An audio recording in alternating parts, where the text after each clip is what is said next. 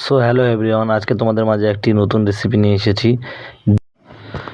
সর্বপ্রথম আমরা একটু তেল দেওয়ার পর, তেলটি গরম করার পর আমরা সেই ডিমগুলোর ভাজানোর জন্য একটু লবণ দিলাম স্বাদ পরিমাণ, এবং ডিমগুলোকে আস্তে আস্তে ভেজে নেব। ডিমগুলো সব ভেজে নিচ্ছি। ভেজে নেওয়ার পর দেখবে তোমরা সেগুলিকে একটু কালার করার জন্য, রঙটা ভালো হওয়ার জন্য হলুদ দিয়ে দিলাম, আর একটু তেল দিয়ে আমরা ফুলকপিগুলো ভেজে নিলাম। ফুলকপিগুলো একটু ভালো করে ভেজে নেওয়ার পর আমরা এটা যখন কালার একটু হয়ে আসবে তখন এটাকে আমরা ওঠায় নেব। এরপর আমরা ঝাল ভেজে নিচ্ছি।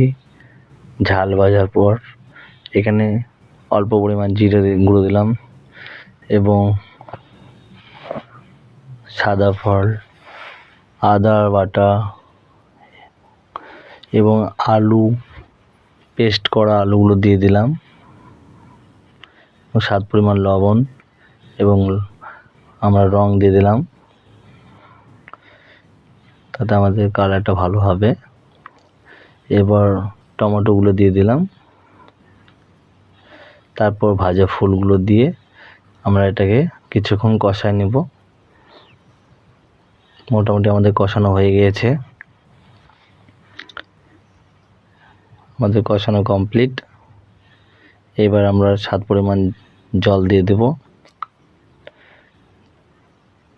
জল দেওয়ার পর আমরা কিছুক্ষণ এটাকে নাড়াচাড়া করে ডিমগুলো ছেড়ে দেব, এবং আবার হালকা করে উনুনে কিছুক্ষণ অপেক্ষা করব, এবং সেটিকে হওয়া পর্যন্ত। অলরেডি আমাদের হয়ে গিয়েছে, রান্না কমপ্লিট। এরপর আমরা কিছুক্ষণ নেড়ে এটাকে নেমে নেব। আমরা এখন নিয়ে নেব। আমরা নেমে নিয়েছি, আমাদের কমপ্লিট রান্না করা। এবার আমরা খেতে বসবো। দেখুন রান্না কমপ্লিট। তোমাদের কেমন লাগলো? ভিডিওটি যদি ভালো লাগে লাইক কমেন্ট